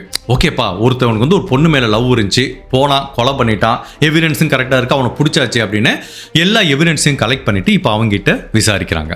அவன் என்ன சொல்றான்? கன்ஃபெஷன் பண்ணிக்கிறான். ஆமா சார், நான் தான் கொலை பண்ணேன், பக்காவா பிளான் பண்ணி கொலை பண்ணேன், அந்த கடைக்கு நான் தான் நெருப்பு வச்சேன், அந்த பெண் என்னை தொடர்ந்து ரிஜெக்ட் பண்ணிட்டே சார், அந்த பொண்ணு இல்லாமல் என்னால் வாழ முடியாது, அதே டயத்தில் இன்னொருத்தனுக்கும் அந்த பெண்ணை என்னால் விட்டு கொடுக்க முடியாது, ஸோ எனக்கு கிடைக்காத பொண்ணு யாருக்குமே கிடைக்கக்கூடாதுன்னு நான் கொலை பண்ணேன் சார். மற்றபடி அவங்க அம்மாவையோ தங்கச்சியோ ஹர்ட் பண்ணணும்னு எனக்கு நோக்கம் இல்லை, பட் இடையில வந்தாங்க, ஆட்டோமேட்டிக்காக கத்தி குத்து விழுந்துச்சு சார், இதுதான் சார் நடந்தது, என்னோட கிரைமை நான் அக்செப்ட் பண்ணிக்கிறேன் அப்படிங்கிற மாதிரி சொல்கிறான். இது வந்து ஃபர்ஸ்ட் அவன் சொன்ன கன்ஃபெஷன். அடுத்த கொஞ்ச நேரத்துக்குள்ளேயே அந்த கன்ஃபெஷன் எப்படி சொல்றான்? சார், இது நானா சொல்லலை சார், என் காதுக்குள்ள ஒரு வாய்ஸ் வந்து சொல்லுச்சு சார், இவ தாண்டா அவன் பொண்டாட்டி, இவளை போய் நீ வேற யாருக்கும் விட்டு கொடுக்க வேண்டாம்டா, அவளை நீ கூட்டிக்கோடா, உண்மையிலே நீ அவளை கொலை பண்ண அவள் ஆட்டோமேட்டிக்காக அவனுக்கு மனைவி ஆயிடுவாடான்னு சொல்லி ஒரு வாய்ஸ் வந்து சொல்லிட்டு இருந்துச்சு, அந்த வாய்ஸ் தான் சார் என்னை கொலை பண்ண சொல்லுச்சு அப்படிங்கிற மாதிரி அடுத்த ஒரு கன்ஃபெஷன் சொல்றான். போலீஸுக்கு ஒண்ணுமே புரியல. உண்மையிலேயே இவனுக்கு மனநலம் சரியில்லையா, இல்ல இந்த குற்றத்துல இருந்து தப்பிக்கிறதுக்காக மனநலம் சரியில்லாத மாதிரி நடிக்கிறானா அப்படின்னு ஒரு டவுட் வருது. சரி, okay, what ever it is, இவன் தான் அந்த கிரைமை பண்ணியிருக்கான்னு ஸ்ட்ராங்கான தடயம் இருக்கிறதுனால இந்த தடயம் எல்லாத்தையும் கலெக்ட் பண்ணி ஒரு 518 பக்கத்துக்கு குற்றப்பத்திரிகை தாக்கல் செய்கிறாங்க. இப்போ இந்த வழக்கோட விசாரணை நீதிமன்றத்துக்கு போகிறதுக்காக வெயிட் பண்ணிட்டு இருக்கு. அப்போ எப்படி நடக்கும்னா, இந்த குற்றப்பத்திரிகை தாக்கல் பண்ணிட்டு வழக்கு விசாரணைக்கு வர இடைப்பட்ட டயத்தில் இந்த குற்றவாளியை வந்து ஜெயிலில் தான் வச்சிருப்பாங்க. அப்போ இவனும் ஜெயிலில் இருக்க நேரத்தில் என்ன பண்ணுறான்னா, அங்கே இருக்கிற சில கெமிக்கலை வச்சு அவனோட உயிரை மாற்றிக்கிறதுக்கே அவன் முயற்சி பண்ணுறான். அப்போ என்ன பண்ணுறாங்க, அவனை ஹாஸ்பிட்டல் அட்மிட் பண்ணுறாங்க, ஐசியூவில் அட்மிட் பண்ணுறாங்க, அவனோட உயிரை காப்பாற்றிடுறாங்க. ஸோ இப்போ அவனோட டிஃபென்ஸ் டீம் வந்து இந்த கேஸை ட்ரையலுக்கு எடுத்துட்டு போக விடாத மாதிரி ஒரு முயற்சி பண்ணுறாங்க. என்ன பண்ணுறாங்க அப்படின்னா, இவனுக்கு மனநலம் சரியில்லை யுவர் ஆனர், பாருங்க, அதனால தான் ஜெயிலில் அவனோட உயிரை மாற்றிக்கிறதுக்கே முயற்சி பண்ணுறான். அவன் கன்ஃபெஷனே பாருங்களேன், மாற்றி மாற்றி கொடுக்குறான். இவன் கொலை பண்ணலைன்னு நான் சொல்லலை, அந்த பொண்ணு பின்னாடி ஸ்டாக் பண்ணலன்னு சொல்லலை, எல்லாமே இவன் தான் பண்ணான். பட் அது எல்லாமே இவனோட சுயநினைவு இல்லாம சில மனநலம் சம்பந்தப்பட்ட வியாதி அவனுக்கு இருந்திருக்கு. அதுதான் இந்த பெண்ணை பின்னாடி சுத்துறதுக்கும் அந்த பெண்ணை கொலை பண்றதுக்கும் உந்துதலா இருந்திருக்கு அப்படிங்கிற மாதிரி ஒரு தியரியை கொண்டு வந்தா என்ன ஆகும்னா, இவனுக்கு வந்து கோர்ட்ல தண்டனை கொடுக்க மாட்டாங்க, சிறை தண்டனை கொடுக்க மாட்டாங்க. ஸோ கவர்மெண்ட் ஹாஸ்பிட்டல்ல மனநல மருத்துவமனையில் ட்ரீட்மெண்ட் கொடுத்து ரிலீஸ் பண்ணிடுவாங்க. அதனால இந்த நபரை நீங்க மனநல மருத்துவமனைக்கு தான் அனுப்பணும் அப்படிங்கிற மாதிரி சொல்றாங்க. இப்போ வந்து இது வந்து இந்த வழக்கு விசாரணைக்கு வருது. கொலை வழக்கை விசாரிக்கிறதுக்கு முன்னாடியே இவனுக்கு மனநலம் சரியில்லைங்கிற வழக்கு வரும்போது நீதிபதி அதை பார்த்துட்டு, ஆமாப்பா இவனுக்கு கொஞ்சம் மனநலம் பிரச்சனை இருக்கிற மாதிரி இருக்குன்னு தோணிட்டு ஒரு டாக்டரை வர வைக்கிறாங்க. அந்த டாக்டரை வச்சு எவால்வேட் பண்ண சொல்றாங்க. இப்போ அந்த டாக்டரும் இவனை எவால்வேட் பண்ணதுக்கு அப்புறம், ஆமா சார் இவனுக்கு கொஞ்சம் மென்டலா ப்ராப்ளம் இருக்குன்னு ஒரு ஸ்டேட்மெண்ட் கொடுக்குறாரு. ஸோ அந்த டாக்டர் கொடுத்த ஸ்டேட்மெண்ட்டை வச்சு கோர்ட்ல என்ன சொல்றாங்கன்னா, இப்போ இந்த கொலை வழக்க ட்ரையலுக்கு நம்ம எடுத்துட்டு போக வேணாம், ஏன்னா ஹீ இஸ் மென்டலி அன்ஃபிட். அப்போ கோழிக்கோடுல இருக்கிற ஒரு அரசு மனநல மருத்துவமனையில் வச்சு இவனுக்கு ட்ரீட்மெண்ட் கொடுங்க. அதுக்கப்புறம் எப்போ இவன் மென்டலி ஃபிட் ஆகுறானோ அப்போ நம்ம அந்த ட்ரையலை வச்சுக்கலான்னு இவங்க கோழிக்கோடுல இருக்கிற கவர்மெண்ட் மென்டல் ஹெல்த் சென்டருக்கு இவன் அனுப்பி வைக்கிறாங்க. ஓகேவா? அந்த மென்டல் ஹெல்த் சென்டருக்கு அனுப்பி வச்ச ஒரு வருடத்தில் 2022 அங்கேருந்து தப்பிச்சு போகிறான். தப்பிச்சு நேராக கர்நாடகாவுக்கு போகிறான். அப்படி கர்நாடகாவுக்கு போனவொன்னே கஷ்டப்பட்டு கேரளா போலீஸ் பிடிச்சி திரும்பவும் இந்த மென்டல் ஹெல்த் சென்டருக்கு கொண்டு வராங்க. ஜென்ரலாக இந்த மாதிரி கிரிமினல் குற்றவாளிகள் எதுக்காக மனநலம் சரியில்லைன்னு ஒரு ட்ராமா போடுவாங்க அப்படின்னா 2 விஷயம் இருக்கு. ஒன்று தண்டனையிலேருந்து தப்பிக்கிறதுக்கு, 2வது அதிக பாதுகாப்பு நிறைந்த சிறைவாசத்திலேருந்து தப்பிக்கிறதுக்கு. இப்போ ஃபார் எக்ஸாம்பிள் இவனுக்கு மனநல பிரச்சனை இல்லைன்னா என்ன பண்ணியிருப்பாங்க? செக்யூரிட்டி ஸ்ட்ராங்காக இருக்கிற ஒரு ஜெயிலில் வச்சிருப்பாங்க. அங்கேருந்து இவன் தப்பிச்சு போக முடியுமா? முடியாது. பட் எனக்கு மனநலம் சரியில்லைன்னு மனநல காப்பகத்தில் தோ இட்ஸ் அ கவர்மெண்ட் ஹாஸ்பிட்டல், அங்கே ஒரு செக்யூரிட்டி இருந்தால் கூட ஜெயில் இருக்க அளவுக்கு அங்கே பாதுகாப்பு இருக்காரு. அப்போ அவங்க தப்பிச்சு போகிறதுக்கு வாய்ப்பு இருக்குல்ல. ஸோ போலீஸ் இப்போ என்ன சந்தேகப்படுறாங்கன்னா, இவனுக்கு உண்மையிலேயே மனநல பிரச்சனை இருக்கிற மாதிரி தெரியல. ஸோ இவனால் அந்த ஜெயிலேருந்து தப்பிச்சு போக முடியாது, ஏன்னா இங்கே செக்யூரிட்டி ஸ்ட்ராங்காக இருக்கு. அதனால தான் ஒரு நாடகம் ஆடி இந்த கவர்மெண்ட் மென்டல் ஹெல்த் சென்டருக்கு வந்திருக்கான்னு நினைக்கிறாங்க. பட் திரும்ப இவனை ஜெயிலுக்கு கொண்டு போறதுக்காக பல முறை பெட்டிஷன் தாக்கல் பண்றாங்க. அது அன்பார்ச்சுனேட்டா நடக்கல. இன்னுமே இவனுக்கு மனநலம் சரியில்லை. ஏன்னா மனநலம் சரியில்லாதவனை கொண்டு நீங்க ஜெயிலில் வச்சீங்கன்னா, பிரிசன்ல வச்சீங்கன்னா அவன் உயிருக்கும் ஆபத்து, சுத்தி இருக்கிற மற்ற கைதிகளோட உயிருக்கும் ஆபத்துன்னு சொல்லி இவனை மென்டல் ஹெல்த் சென்டர்லயே வச்சிருக்காங்க. போலீஸுக்கு தெரியும் இது பயங்கர ரிஸ்கியான விஷயம்னு. போலீஸ் நினைச்ச மாதிரியே செகண்ட் இன்சிடென்ட்டும் நடக்குது. ஸோ 2022 இவன் தப்பிச்சு போறானா, அதுக்கப்புறம் 3 வருடங்கள் அதே மென்டல் ஹெல்த் சென்டரில் ட்ரீட்மெண்ட் எடுத்துட்டு வரான். டிசம்பர் 29 2025 சார் பாத்ரூம் போயிட்டு வரேன் சார் அப்படின்னு டாய்லெட்டுக்கு போனவன் வெளியில வரவே இல்லை. உடனே இவங்களும் போலீஸ் ஆஃபீஸரும் நின்று வெயிட் பண்ணி பார்க்குறாங்க. என்னடா இவன் உள்ள டாய்லெட்டுக்குள்ளே போனவன் வரலைன்னு டாய்லெட் கதவை உடச்சிட்டு உள்ளே போனால் அந்த டாய்லெட்டுக்கு பின்னாடி ஒரு சுவர் இருக்குல்ல, இப்போ நீங்கள் ஃபோட்டோவில் பார்த்துட்டு இருக்கீங்க, அது ரியல் பிக்சர் தான். அந்த சுவரை உடச்சி அது வழியாக வெளியில் போயிருக்கான். போலீஸுக்கே பயங்கர ஆச்சரியம். எப்படி ஒருத்தனால இந்த மாதிரி மென்டல் ஹெல்த் சென்டரில் இருக்கிறனால செவத்தை உடைக்க முடியும்னு ஒரு ஆச்சரியம் இருக்குது. ஏன்னா அதுவும் நார்மலாக மென்டல் ட்ரீட்மெண்ட்டுக்கு வரவங்களுக்கு வேறு, இந்த மாதிரி ஒரு கைதிக்குங்கும் போது எப்போவுமே அங்கேயும் அவனுக்கும் செக்யூரிட்டி இருக்கும். பட் பிரிசன் அளவுக்கு ஸ்ட்ராங்காக இருக்காது. பட் இருந்தாலும் இவன் எப்படி இந்த செவத்தை உடைச்சான் அப்படின்னு பார்க்கும்போது அவனுக்கு இந்த டீ காஃபி கொடுக்கறதுக்கு ஒரு மெட்டல் கிளாஸ் கொடுத்துருக்காங்க. அந்த கிளாஸை எப்படியோ வளைச்சி அப்படியே டைல்ஸை நோண்டி நோண்டி நோண்டி எடுத்து எப்படியோ செவத்தை உடைச்சி வெளியில் போயிருக்கான். மிரண்டு போயிட்டாங்க. சரி ஓகேப்பா, அப்படி செவத்தை உடச்சி வெளியில் போனால் சுற்றி யாரும் அங்கே கார்ட்ஸ் இல்லையான்னு பார்த்தா அந்த பக்கம் யாருமே இல்லை. சரி சிசிடிவி கேமரா இருக்கான்னு பார்த்தா எந்த பக்கம் போயிருக்கான்னு பார்த்தா இந்த மென்டல் ஹெல்த் சென்டரில் பாருங்க, கவர்மெண்ட் மென்டல் ஹெல்த் சென்டரில் சிசிடிவி கேமராவும் இல்லை. ஒட்டு மொத்தத்தில் இவன் எங்கே தப்பிச்சு போனான் அப்படிங்கிறது யாருக்குமே தெரியல. ஏற்கனவே ஒரு தப்பிச்சு போனப்போ ஏதோ ஆந்திராவில் வச்சு பிடிச்சிட்டாங்க. பட் இவன் திரும்ப தப்பிச்சு போனா இவனை பிடிக்கிறது எவ்வளவு கஷ்டமான விஷயம்னு தெரியும். இதில் 2 விதமான ரிஸ்க் இருக்கு. ஒன்று, ஒரு பயங்கரமான கிரிமினல், சமூகத்துக்கு மிகவும் ஆபத்தான ஒரு நபர் ஜெயிலில் தப்பிச்சு போயிட்டான்னு அர்த்தம்.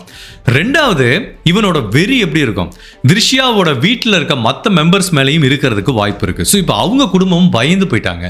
இவன் எப்போ வேணாலும் வீட்டில் இருக்க மற்றவங்களை கொலை பண்ண வந்துருவானோ அப்படிங்கிற ஒரு பதட்டம் அந்த திரிஷியா குடும்பத்துக்கு இருந்துட்டு வருது. இந்த டயத்தில் போலீஸும் இவனை வலை வீசி தேடுறாங்க. இப்போ ஒருத்தர் இந்த மாதிரி ஜெயிலேருந்து தப்பிச்சுட்டு போறான், இல்லைன்னா போலீஸ் பிடிக்கிறதுக்கு முன்னாடி தலைமறைவாயிட்டான்னு வச்சுங்களேன். நம்ம எவ்வளோ கேஸ் பார்த்துருக்கோம். அதை எப்படி பிடிப்பாங்க அப்படின்னா, அவன் குடும்பத்தில் இருக்க யாருக்கிட்டையாவது ஃபோன் பேசுவான். ஃபர்ஸ்ட் லெவல் ரிலேஷன், அதாவது மனைவி, அம்மா, அப்பா, சகோதரன், சகோதரி, அவங்களோட ஃபோன் எல்லாத்தையும் 24 மணி நேரமும் போலீஸ் மானிட்டர் பண்ணுவாங்க. அடுத்து செகண்ட் லெவல், அவங்களோட நண்பர்கள், அதுக்கப்புறம் உறவினர்கள், இப்படி ட்ராக் பண்ணுவாங்க. அப்படி இல்லைன்னா அவன் யாரு கூட க்ளோஸாக இருக்கான் அப்படின்னு. ஏன்னா இந்த மாதிரி ஓடி போகிறவங்களுக்கு பண தேவை இருக்கலாம், சில சமயம் எமோஷனல் சப்போர்ட் தேவைப்படலாம். அப்போ யார்கிட்டயே பேசினா மனசுக்கு ஆறுதலாக இருக்குன்னு கண்டிப்பாக கால் பண்ணுவாங்க. ஸோ அதனால் அவங்க குடும்ப உறவுகள் எல்லாரோட ஃபோனையும் போலீஸ் கண்டினியூஸாக மானிட்டர் பண்ணுறாங்க. 24 மணி நேரமும் மானிட்டர் பண்ணுறாங்க. இல்லைன்னா அவன் எங்கே போனான்னு யாராலையும் கண்டுபிடிக்க முடியாது. இந்த பக்கம் தமிழ்நாட்டுக்கு வந்தானா, அந்த பக்கம் ஆந்திராவுக்கு போனானா, மகாராஷ்டிராவுக்கு போனானா, டெல்லிக்கு போனானா, ஏன் இந்தியா விட்டே தப்பிச்சு போயிட்டானான்னு தெரியாது. இவன் எவ்வளோ பெரிய டேஞ்சரான கிரிமினல்னு இப்போ போலீஸ் உடனே எல்லாத்தையும் வச்சு மானிட்டர் பண்ணுறாங்க, வெயிட் பண்ணுறாங்க. பட் அன்ஃபார்ச்சுனேட்டாக அவன் யாரையுமே காண்டாக்ட் பண்ணல. ஸோ அவனுக்கு நல்லாவே தெரியுது, நம்ம யாரையாவது காண்டாக்ட் பண்ணால் எங்கேருந்து பேசுகிறோன்னு தெரியும். அட்லீஸ்ட் எந்த ஸ்டேட்டில் இருக்கோம், எந்த சிட்டியில் இருக்கோங்கிறது போலீஸுக்கு தெரிஞ்சு போயிடும்னு சொல்லிட்டு அவ்வளோ கவனமாக இருந்திருக்கான். பட் சில குற்றவாளிகள் பல வருடங்கள் கவனமாக இருப்பாங்க. பட் ஒரு ஸ்டேஜில் கண்டிப்பாக தப்பு பண்ணுவாங்க. இதை நம்ம எவ்வளோ கேசஸ் பார்த்துருக்கோம். சாஜினின்னு ஒரு கேஸ் பார்த்தோம். அவன் அப்படி தான் அந்த பொண்ணை கொலை பண்ணிட்டு அவங்க ஹஸ்பண்ட் வந்து 10 வருஷம் தலைமறைவாக இருப்பான். இதுக்கப்புறம் நம்மளை யார் பிடிக்க போறான்னு 11வது வருஷம் அவங்க அம்மா கால் பண்ணுவோம், போலீஸில் மாட்டிப்பாங்க. இந்த மாதிரி தான் நம்ம நிறைய கேஸ் கிரைம் பண்ணிட்டு ஒளிஞ்சிட்டு இருக்கிறவங்க கேஸ் பார்த்துருக்கோம். அவங்களுக்கு என்ன மனசில் ஒரு இருமாப்பு வரும் அப்படின்னா, 1 வருஷம் அப்படியே அமைதியாக இருப்பாங்க, பரவாயில்ல போலீஸ் நம்மளை கண்டுபிடிக்கலேன்னு. 2 வருஷம் 3 வருஷம் 5 வருஷங்கும் போது ஆஹா 5 வருஷம் ஆச்சு போலீஸ் நம்மளை இன்னும் கண்டுபிடிக்கல, இனிமேல நம்ம ட்ராக் பண்ண போறாங்க, இனிமேல நம்ம சொந்தக்காரங்க போனை மானிட்டர் பண்ண போறாங்க, அவனுக்கு 1000 கிரைம் வந்திருக்கும், போலீஸ் வேற எங்க போயிருப்பாங்க, இந்த கேஸ் அப்படியே மறந்துடுவாங்க அப்படின்னு நினைச்சிட்டு தான் 6வது வருஷம் சும்மா ஒரு கால் பண்ணி பார்க்கலாமேன்னு கால் பண்ணுவான். ஆனால் போலீஸ் தொடர்ந்து மானிட்டர் பண்ணியிருப்பாங்க, பிடிச்சிருவாங்க. இது நிறைய கேஸில் நடந்திருக்கு. பட் இவனோட அந்த ஒரு ஸ்ட்ரகிள் எவ்வளோ நாள் இருந்திருக்குன்னா ஜஸ்ட் 4 மாதம் தான். டிசம்பர் மாதம் 2025 வருஷம் அந்த மென்டல் ஹெல்த் சென்டர்லேருந்து தப்பிச்சிருக்கான். ஜனவரி, பிப்ரவரி, மார்ச், ஏப்ரல் மாதம் என்ன ஆகுது, 10ஆம் தேதி அவங்க குடும்ப உறவுக்கு ஒரு கால் பண்ணியிருக்கான். ஸோ போலீஸ் அந்த காலை மானிட்டர் பண்ணிட்டு இருக்காங்க, ஃபைனலாக ட்ரேஸ் பண்ணிட்டாங்க. அந்த கால் எங்கேருந்து வந்திருக்குன்னா மும்பையிலேருந்து வந்திருக்கு. மும்பையில் எங்கன்னா ஹார்பருக்கு பக்கத்துலேருந்து வந்திருக்கு. இப்போ அந்த நம்பரை ட்ரேஸ் பண்ணி கேரளா போலீஸ் அங்கே போகிறாங்க. அங்கே வந்து இவனை பிடிச்சிட்டாங்க. ஒரு ஹார்பரில் ஃபிஷர்மேன், அதாவது மீன் பிடிச்சிட்டு அங்கங்கே ஹார்பரில் கிடைக்கிற சின்ன வேலையை பார்த்துட்டு இருந்திருக்கான். போனோன்னா போலீஸ் அப்படி தட்டி தூக்கிட்டாங்க. அவங்ககிட்ட கேட்கும்போது 4 மாதம் என்னடா பண்ணிட்டு இருந்தேன்னா, பல ஸ்டேட்டுக்கு தப்பிச்சு போயிருக்கான், ஃபைனலாக மும்பைக்கு வந்திருக்கான். அங்கங்கே கிடைக்கிற கூலி வேலையை பார்த்துட்டு மீன் பிடிக்கிற தொழில் இவனுக்கு ஏற்கனவே கொஞ்சம் தெரியுங்கிறதுனால மும்பையில் அங்கங்கே மீன் பிடிக்கிறதுக்காக கடலுக்கு போயிட்டு வந்திருக்கான். அதுக்கப்புறம் இங்கே ஹார்பரில் சின்ன சின்ன அதாவது லக்கேஜ் தூக்குற வேலையெல்லாம் பார்த்துட்டு இருந்திருக்கான். சரி 4 மாதம் ஆச்சு, போலீஸ் நம்மளை இனிமேலாக பிடிக்க போகிறாங்க அப்படிங்கிற தைரியத்தில் தான் சார் கால் பண்ணேன். பட் எனக்கு ரொம்ப ஆச்சரியமாக இருக்குது, நீங்கள் இவ்வளோ நாள் தொடர்ந்து மானிட்டர் பண்ணிட்டு இருந்தீங்களோ அப்படின்னு. இப்போ 2வது முறையா இந்த கவர்மெண்ட் மென்டல் ஹெல்த் சென்டர்லேருந்து தப்பிச்சு போன இந்த வினீஷ் வினோத்ங்கிற 26 வயசு நபரை அரெஸ்ட் பண்ணி கேரளாவுக்கு கூட்டிட்டு வராங்க. ஸோ இந்த அரெஸ்ட் நடந்தது இப்போதான் ஒரு 2-3 மாசத்துக்கு முன்னாடி. அதுக்கப்புறம் இந்த கேஸில் வந்து என்ன நிகழ்வு நிகழ்ந்தது அப்படிங்கிறது இப்போ வரைக்கும் அப்டேட் இல்லை. ஸோ இவனை திரும்ப மென்டல் ஹெல்த் சென்டருக்கு கூட்டிட்டு போனாங்களா இல்லைன்னா இவனை வந்து ஜெயிலில் போய் அடைச்சாங்களா அப்படின்னு தெரியல. பட் இந்த கேஸை பொறுத்த வரைக்கும் நான் என்ன ஃபீல் பண்ணுறேன்னா, போலீஸ் அடுத்து என்ன மாதிரி நடவடிக்கையில் ஈடுபடுவாங்கன்னா, இவனுக்கு உண்மையிலேயே மனநலம் நல்லா இருக்குது. ஏன்னா பக்காவாக பிளான் பண்ணி தான் அந்த பொண்ணை கொலை பண்ணியிருக்கான். பெட்ரோல் வாங்கிட்டு வந்து கடையை கொளுத்துனா இந்த பக்கம் அவங்க அப்பா வருவார், அந்த பொண்ணு வீட்டில் தனியாக இருக்குன்னு நினச்சி போய் கொலை பண்ணியிருக்கான். ஸோ பக்காவாக பிளான் பண்ணி செய்யப்பட்ட கொலை. அதை எல்லாத்தையும் தாண்டி ஒரு மனநலம் சரியில்லாதனால எப்படி 2 டைம் மென்டல் ஹெல்த் சென்டரால் தப்பிக்க முடியும்? சரி, முதல் டைம் தப்பிச்சு போனால் விட்டுறலாம். 2வது டைம் டீ குடிக்கிறதுக்காக கொடுத்த கிளாஸை வளைச்சி உடச்சி பாத்ரூம் செவத்தெல்லாம் உடச்சிட்டு 4 மாதம் ஒருத்தனால தலைமறைவாக போலீஸை ஏமாத்திட்டு இருக்க முடிஞ்சிச்சுன்னா அவன் எப்படிப்பா மனநலம் சரியில்லாதவனா இருப்பான் அப்படிங்கிற மாதிரி ஒரு வாதத்தை வச்சு கூடிய விரைவில் அவனை திரும்ப ஜெயிலுக்கு கொண்டு வந்து இந்த கேஸ் ட்ரையலுக்கு போகிறதுக்கு வாய்ப்பு இருக்கு. கண்டிப்பாக இவன் மேலே பல வழக்குகள் பதிவு செய்யப்படும். கொலை வழக்கு, அந்த பெண் பின்னாடி ஸ்டாக் பண்ணது, எவிடன்ஸை டெஸ்ட்ராய் பண்ணது, ஜெயிலேருந்து தப்பிச்சு போனதுன்னு பல வழக்குகள் பதிவு செய்யப்படும். கண்டிப்பாக இவனுக்கு ஆயுள் தண்டனை கிடைக்கிறதுக்கு வாய்ப்பு இருக்கு. அன்லஸ் அன்டில் இவன் மனநலம் சரியில்லாதவன் சொல்லி ஏதாவது ஒரு ட்ரிக் பண்ணி அவனை வந்து காப்பாற்றுற வரைக்கும். பட் என்ன பொறுத்த வரைக்கும் இந்த மாதிரி குற்றவாளிகள் எப்பவுமே திருந்த மாட்டாங்க. இவனை கடைசி வரைக்கும் ஜெயிலில் வச்சிருக்கணும். ஒரு 10 வருஷம் வச்சு ஜெயிலில் நன்னடத்தையோடு இருந்தான்னு வெளியில் விட்டா 11வது வருஷம் வெளியில் வந்தானா கண்டிப்பாக இந்த மாதிரி ஒரு கிரைமை பண்ணுறதுக்கு வாய்ப்பு இருக்குது. ஸோ இந்த மாதிரி ஸ்டாக் பண்ணுறவன், ஒரு பிளான் பண்ணி கொலை பண்ணவன், குழந்தைகள்கிட்ட தவறாக நடந்தவன், இந்த மாதிரி குற்றவாளிகளுக்கு வாழ்க்கை ஃபுல்லாக பரோல வெளிவர முடியாத மாதிரி ஆயுள் தண்டனை கொடுத்தாதான் குற்றங்கள் குறையும். என்னை பொறுத்த வரைக்கும் இந்த மாதிரி குற்றவாளிகள்லாம் ஜெயிலில் திருந்துவாங்களா அப்படின்னு கேட்டால் அதுக்குரிய வாய்ப்பு குறைவு அப்படிங்கிற மாதிரி தான் நான் ஃபீல் பண்ணுறேன். இந்த கேஸை பற்றி நான் என்ன ஃபீல் பண்ணுறேன்னா, இது ஒரு ஐசோலேட்டட் இன்சிடென்ட்டை நம்ம பார்க்கலாமா? கண்டிப்பாக பார்க்க முடியாது.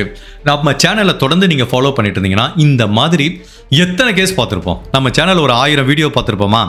நான் என்னோட மெமரிஸே பார்க்கும்போது ஒரு 4-5 கேஸ் ஞாபகத்துக்கு வரும். உங்களுக்கு ஞாபகம் வரும். பெங்களூரில் இப்படி தான் ஒரு பொண்ணை பின்னாடியே துரத்திட்டு அப்புறம் அந்த பொண்ணு அப்படியே ஒரு பைக்கில் வந்து கொலை பண்ணாங்க. இப்போ ரீசெண்டாக நடந்தது. இந்த மாதிரி எவ்வளவோ கேசஸ் வந்து நடந்துட்டுருக்கு. நம்ம சேனலில் அதை பற்றியான ஒரு விழிப்புணர்வை கொடுக்குறோம். இது வந்து வயசு பசங்க, அந்த வயசில் வந்து அப்படி இந்த பொண்ணு தான் நம்மளுக்கு வேணும், கிடைக்கலன்னா அந்த ரிஜெக்ஷனை ஏற்றுக்க முடியாதனால தான் இந்த மாதிரி ஒரு கிரைமில் போய் முடியுது. ஸோ ஆப்வியஸ்லி இது எல்லாமே சால்வ் பண்ணக்கூடிய பிரச்சனை தான். ஸோ இந்த பிரச்சனையை சால்வ் பண்ணால் எல்லாரோட லைஃபும் வந்து சந்தோஷமாக இருக்கும். இப்போ இந்த பையன் ஸ்டாக் பண்ணா, அந்த பொண்ணை லவ் பண்ணா, ரிஜெக்ஷனை அக்செப்ட் பண்ணிக்க முடியல. இப்போ என்ன நடந்துச்சு? யாருக்கு என்ன கிடச்சிச்சு? எல்லாமே நெகட்டிவ் தான். யாருக்குமே இங்கே பாசிட்டிவாக நடக்கல. அந்த பொண்ணு இறந்து போச்சு. அந்த பொண்ணு சைடு எடுத்துப்போம். அந்த பொண்ணு இறந்து போச்சு. அவங்க அம்மா அப்பா பொண்ணை தவிச்சிட்டு நிற்கிறாங்க. எவ்வளோ வருஷம் ஆனாலும் இது வந்து வெளியில் வர்றது ரொம்ப கஷ்டம். ஸோ அவங்க குடும்பமும் ஒரு மிகப்பெரிய இழப்பை சந்திச்சிருக்கு. அந்த பொண்ணை ஒரு லாயராக அழகு பார்க்கணும்னு அவங்க அப்பா எவ்வளோ ஆசைப்பட்டிருப்பாரு. இப்போ அந்த பெண் உயிரோடு இருந்தால் என்ன இருக்கும்? லாயருக்கு முடிச்சிருக்குமா? ஒருத்தனுக்கு கல்யாணம் பண்ணி கொடுத்துருப்பாங்களா? ஒரு குழந்தை பெற்றிருக்குமா? ஸோ அவங்க அப்பா அம்மா தன்னோட பொண்ணு லாயராக ஒரு பேத்தியை பார்த்துட்டு எவ்வளோ சந்தோஷமாக இருந்திருப்பாங்க. இப்போ அந்த குடும்பத்துக்கு கிடைக்கிற அந்த சந்தோஷம் வந்து நாசமாக போச்சா? இப்போ இவனோட பர்ஸ்பெக்டிவ் எடுத்துப்போம். சரிப்பா, நீ லவ் பண்ண, அந்த பொண்ணு ரிஜெக்ட் பண்ணிடுச்சு, நீ என்ன பண்ண? இப்போ அந்த பொண்ணை கொலை பண்ணதுனால உனக்கு என்ன கிடச்சிச்சு? மனநலம் சரியில்லாமல் போய் ஏதோ ஒரு ஹாஸ்பிட்டலில் இருக்க, 2 தடவை தப்பிச்சு போகிற, ஊராக சுற்றுற, நாளைக்கு நீ வாழ்க்கை ஃபுல்லாக ஜெயிலில் இருக்கணும். வாழ்க்கையிலேயே உனக்கு என்ன கிடச்சிச்சு? ஒன்றுமே கிடைக்கல. ஆக மொத்தத்தில் இந்த மாதிரி கிரைம் பண்ணுறவங்களுக்கு 2 பக்கமும் இழப்பு ஏற்படும். ஸோ அதனால் நான் ஒவ்வொரு கேஸ்லையும் பார்த்தீங்கன்னா ஜென்ரலாக பேச மாட்டேன், அந்த கேஸ் ஸ்பெசிஃபிக்காக தான் நான் பேசுவேன். ஸோ இந்த கேஸை பொறுத்த வரைக்கும் நம்ம ஸ்டாக்கிங், ஒரு பெண்ணை வலுக்கட்டாயமாக காதலிச்சு திருமணம் பண்ணிக்க முயற்சி பண்ணுறதை பற்றி தான் பேசுகிறோம். ஸோ நீங்கள் ஒரு பொண்ணை லவ் பண்ணுறீங்க, அந்த பொண்ணு ரிஜெக்ட் பண்ணால் கூட இப்படி கட்டாயப்படுத்தி அந்த பொண்ணை அடைஞ்சி தீரணும், இல்லைன்னா எனக்கு கிடைக்காத பொண்ணு யாருக்கும் கிடைக்கக்கூடாது அப்படிங்கிற மனநிலையில் நீங்கள் எடுக்க போகிற ஒவ்வொரு ஸ்டெப்பும் வந்து ஒரு மிகப்பெரிய ஆபத்தை நோக்கி தான் பயணிக்கும். அது 2 குடும்பத்திலையும் மிகப்பெரிய இழப்பை சந்திக்கும். இது வந்து இப்படி தான் நெகட்டிவாக நடந்திருக்கு. சரிப்பா, இது பாசிட்டிவாக ஒரு திங்க் பண்ணி பார்ப்போம். 12B படம் மாதிரி. இப்போது அந்த பொண்ணு இவன் ரிஜெக்ட் பண்ணுது. இவன் சரி ஓகே, அந்த பொண்ணுக்கு நம்மளை பிடிக்கல, அந்த ரிஜெக்ஷனை அக்செப்ட் பண்ணிட்டு போயிருந்தா என்ன நடந்திருக்கும்? அந்த பொண்ணு லாயர் முடிச்சிருக்கும், யாரையோ கல்யாணம் பண்ணி சந்தோஷமாக இருந்திருக்கும். இவனும் ஏதோ ஒரு வேலை பார்த்துருப்பான், இன்னொரு பொண்ணை திருமணம் பண்ணி சந்தோஷமாக இருந்திருப்பான், குழந்தை பெற்றிருப்பான், 2 பேர் லைஃப்பும் ஹாப்பியாக இருந்துச்சு. இப்போ இங்கே என்ன பிரச்சனை?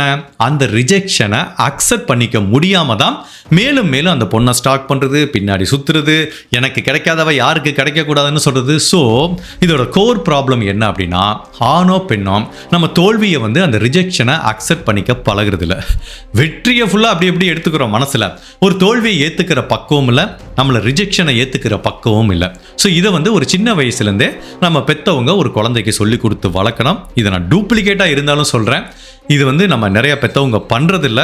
ஒரு பையன் வந்து ஃபர்ஸ்ட் மார்க் எடுத்துகிட்டு வந்தால் அவனை அப்ரிஷியேட் பண்ணுறோம், அதே இது ஃபெயில் ஆகிட்டு வந்தால் பயங்கரமாக திட்டுறோம். அப்போ நம்ம என்ன சொல்லணும்? அந்த பையன் ஏற்கனவே ஹர்ட்டாக இருப்பான், அப்போ போய் திட்டினா என்ன ஆகும்? மேலும் ஹர்ட் ஆகும்.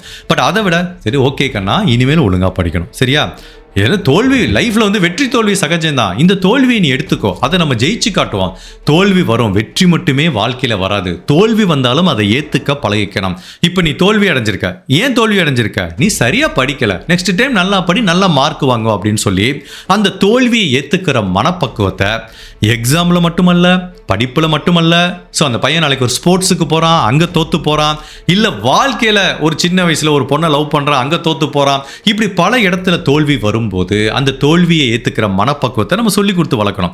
சின்ன வயசுலேயே அப்படி ஒரு பேசிக் அந்த ஃபவுண்டேஷனில் சின்ன சின்ன விஷயங்களை சொல்லி கொடுத்துட்டு வரும்போது பெரியவனா வரும்போது அவனுக்கு அந்த தோல்வியை ஏற்றுப்பான். ஸோ இந்த ரிஜெக்ஷனை அக்செப்ட் பண்ணிக்கிற மனப்பான்மை காதலுக்கு மட்டும்தானா அப்படின்னு கேட்டால் கண்டிப்பாக கிடையாது. இது எல்லா லெவல்லையும் இருக்கும். நீங்கள் வந்து கல்லூரி படிப்பை முடித்து வேலைக்கு போகிற இடத்துல ஒரு நாள் உங்கள் லே ஆஃப் பண்ணிடலாம், வேலை போகலாம், நாளைக்கு கல்யாணம் பண்ணலாம், அந்த கல்யாணம் தோல்வியில் முடியலாம், இல்லை உங்கள் வாழ்க்கையில் ஒரு மிகப்பெரிய ட்ராஜடி நடக்கலாம். இந்த மாதிரி ரிஜெக்ஷன் பல இடத்துல இருந்துக்கிட்டே தான் இருக்கும். அதை எல்லாத்துக்கும் நம்ம ரியாக்ஷன் பண்ணாமல் அதை அக்செப்ட் பண்ணிக்கிற மனநிலையை நம்ம சின்ன வயசுலேருந்தே கொண்டு வரணும். அப்படி நம்ம வரலை அப்படின்னா அட்லீஸ்ட் எந்த ஸ்டேஜ்லையும் அதை எப்படி நம்ம கொண்டு வரதுங்கிறத முறைப்படி ஒரு மனநல மருத்துவரை அணுகி அதுக்குரிய ட்ரீட்மெண்ட்டை நம்ம எடுத்துக்கணும். இது வந்து பார்த்தீங்கன்னா நம்மளுக்கும் மன அமைதியை கொடுக்கும், அதில் சம்பந்தப்பட்ட நபருக்கும் எந்த விதமான பேராபத்தையும் உண்டு பண்ணாது. ஸோ இந்த காலத்து இளைஞர்கள் நீங்கள் ஸ்டாக் பண்ணிட்டு இருந்தீங்கன்னு வச்சுக்கோங்களேன், அவங்களுக்கு நான் சொல்கிற விஷயம் என்ன அப்படின்னா, ஈவன் நம்மளும் இதெல்லாம் கடந்து வந்திருப்போம். நானும் காலேஜ் படிக்கும்போது, ஸ்கூல் படிக்கும்போது நிறைய பேரை லவ் பண்ணுறோம். நம்ம எல்லாம் பார்க்குற எல்லாம் பொண்ணை தானே நம்ம பசங்களுக்கு லவ் பண்ணுறது. ஒரு பொண்ணு திரும்பி பார்த்தாலே லவ் பண்ணுறோம் அப்படிங்கிற மாதிரி சொல்லுவான். நம்ம லவ் பண்ணுற பொண்ணு கணக்கே இல்லை நம்மளுக்கு. பட் வந்து இந்த இஷ்டம் இல்லாமல் ஒரு பொண்ணை அடைய நினைக்கிறது என்னை பொறுத்த வரைக்கும் என்னென்னா, இந்த மாதிரி பசங்க ஸ்கூல் படிக்கிற பசங்க, காலேஜ் படிக்கிற பசங்க இந்த காதலிக்கும் போது அவங்களுக்கு வந்து அந்த ஒரு பெண்ணுக்கும் ஒரு ஆணுக்கும் இருக்கிற பாண்டு வந்து பல லேயர் இருக்குது. காதலும் இருக்குது, காமமும் இருக்குது, அண்டர்ஸ்டாண்டிங் இருக்குது, அதில் ஒரு அம்மா மாதிரி தர்ற உறவும் இருக்குது, ஒரு அப்பா மாதிரி தர்ற ஆறுதலும் இருக்குது. பலவிதமான விஷயம் வந்து அதில் புதஞ்சி கிடக்கு. அதை வந்து கல்யாணத்துக்கு அப்புறம் அந்த வாழ்க்கையை ஆரம்பிக்கும் போது தான் ஒவ்வொரு ஸ்டேஜ்லையும் நம்ம ஃபீல் பண்ணுவோம். பட் இந்த காதலிக்கிற பசங்க, ஸ்கூல் பசங்க, காலேஜ் பசங்களாம் என்னென்னா, அந்த பொண்ணு மேலே இருக்க அந்த இன்ஃபேக்சுவேஷன், அட்ராக்ஷன், அதை தாண்டி போனால் காமம் அவ்வளோதான் இருக்கும். வேற வந்து உண்மையிலேயே அந்த ரிலேஷன்ஷிப் வந்து புரிதல் அந்த ஸ்டேஜில் இருக்காது. அது கல்யாணமானதுக்கு அப்புறம் தான் அந்த புரிதல் வந்து எல்லாத்துக்குமே வரும். ஸோ அப்போ ஒரு பொண்ணை நீ விருப்பம் இல்லாமல் நீ ஃபோர்ஸ் பண்ணி கல்யாணம் பண்ணுறேன்னா அந்த பெண்ணுக்கிட்டேருந்து நீ காமத்தை எடுத்துக்கலாம். அந்த பெண்ணை வந்து உன் மனைவிங்கிற அடையாளத்தை நீ எடுத்துக்கலாம். பட் ரெஸ்ட் ஆஃப் த விஷயம் உனக்கு லைஃப்பில் கிடைக்கவே கிடைக்காது. இப்போ நீ உண்மையிலே இப்போ இந்த கேஸ் எடுத்துப்போம். இந்த பையன் அந்த குடும்பத்தை மிரட்டி எப்படியும் அந்த பொண்ணை மிரட்டி கல்யாணம் பண்ணிக்கிட்டா மேபி அந்த பெண் கூட ஒரு காமம் கிடைக்குமா, அது மூலமாக ஒரு குழந்தை கிடைக்குமா? அதை தவிர அந்த பெண் கொடுக்குற லவ் உனக்கு லைஃப்பில் எப்போவுமே கிடைக்காதே. ஒரு பொண்ணு வந்து ஒரு பொண்ணோட இஷ்டம் இல்லாமல் அந்த பொண்ணோட வந்து அதோட உடல் சுகத்தை வேணா நீ எடுத்துக்கலாம். பட் ஒரு பொண்ணோட விருப்பம் இல்லாமல் அந்த பொண்ணோட மனசை எவனாலையும் தொட முடியாது. அதை நான் எழுதி சொல்கிறேன். அந்த பெண்ணா நினைச்சா மட்டும்தான் ஒருத்தனை மனசுக்குள்ளேயே விட முடியும். அப்படி மனசுக்குள்ள ஒருத்தனை விட்டாதான் பல லேயர் ஓப்பன் ஆகும். நீ காமம் ஈஸியாக அந்த பொண்ணோட உடம்ப அடைஞ்சிடலாம். பட் மனசு அடையிறதுக்கு பல லேயர் இருக்கு. ஒரு கல்யாணம் பண்ணி சந்தோஷமா இருக்க தம்பதிகள்கிட்ட கேட்டு பாருங்க, உடல் ரீதியான தொடர்பு மட்டும்தான் சந்தோஷமா அப்படின்னு கேட்டால் அது வாழ்க்கையில் ஒரு பகுதி, அவ்வளோதான். அதுவும் வேணும் இல்லைன்னு சொல்ல. அதை தாண்டி ஒரு கணவன் மனைவிக்குள்ள என்ஜாய் பண்ணுறதுக்கு 1000 விஷயம் இருக்கு. ஒரு கணவன் ஒரு வாழ்க்கையில் ஒரு கஷ்டமான ஒரு விஷயத்தை கோத்ரூ பண்ணும்போது மனைவி கொடுக்குற ஆறுதலும், மனைவிக்கு கணவன் கொடுக்க ஆறுதலும் வேற யாரும் கொடுக்க முடியாது. அதுக்கப்புறம் சின்ன சின்ன சந்தோஷம், காலையில் 2 பேரும் பைக்கில் ஒன்றா போய் ஒரு கடையில் டீ சாப்பிட்றது, 2 பேரும் ஒன்றா வாக்கிங் போகிறது, உட்காந்து ஏதாவது ஒரு காமெடியை பார்த்து சிரிக்கிறது, இல்லை ஏதாவது ஒரு அரசியல் நியூஸை பார்த்து என்னடா நாட்டில் இப்படி நடக்கிறதுன்னு சொல்கிறது. அதுக்கப்புறம் குழந்தைகள் கிட்ட 2 பேரும் சேர்ந்து குழந்தைகளோட எதிர்காலத்தை பிளான் பண்ணுறது, 2 பேரும் அவங்க வீட்டில் இருக்க ஃபினான்ஷியல் சுச்சுவேஷனை ஹேண்டில் பண்ணுறது. இப்படின்னு ஒரு பெண்ணுக்கும் ஆணுக்கும் இருக்கிற பந்தம் வந்து அந்த அந்யோன்யம் வந்து பல லேயர் இருக்கு. வெளிப்புறமா பார்க்கும்போது இளம் வயதுல காமம் மட்டும்தான் தெரியும். ஸோ அதனால இதை ஏன் சொல்ல வரேன்னா, ஒரு பெண்ணோட விருப்பம் இல்லாம ஒரு பெண்ணோட உடலை மட்டும்தான் அடைய முடியும், அந்த பெண்ணோட மனசை அடைய முடியாது. அப்போ நீ வந்து ஃபோர்ஸ் பண்ணி ஒரு பொண்ணை கல்யாணம் பண்ற, நீ ஒரு பெரிய பணக்காரன்பா, ஒரு பொண்ணை லவ் பண்ற, ஓகே, அந்த பொண்ணு வீட்டில் முடியாதுங்கிறாங்க. நீ உங்ககிட்ட இருக்கிற பணபலம், அரசியல் பலம் எல்லாத்தையும் காட்டி அந்த பொண்ணை வந்து வலுக்கட்டாயமாக திருமணம் பண்ணிடுற. அந்த பெண் கூட நீ உடல் ரீதியான தொடர்பில் இருக்கலாம், குழந்தை பெற்றுக்கலாம். பட் உண்மையிலேயே மனசார ஆள் மனசுலேருந்து அந்த பெண் தர்ற அன்பை வாழ்க்கையில் ஒரு ஸ்டேஜில் கூட உன்னால் ஃபீல் பண்ண முடியாது. ஸோ இந்த காலத்து இளைஞர்கள் இதை ஞாபகம் வச்சுக்கோங்க. ஸோ ஒரு பெண்ணோட விருப்பம் இல்லாமல் ஒரு ஆணோ, ஒரு ஆணோட விருப்பம் இல்லாமல் ஒரு பெண்ணோ தயவு செய்து கல்யாணமும் பண்ணாதீங்க. இந்த மாதிரி விருப்பம் இல்லைன்னா ஸ்டாக் பண்ணாதீங்க.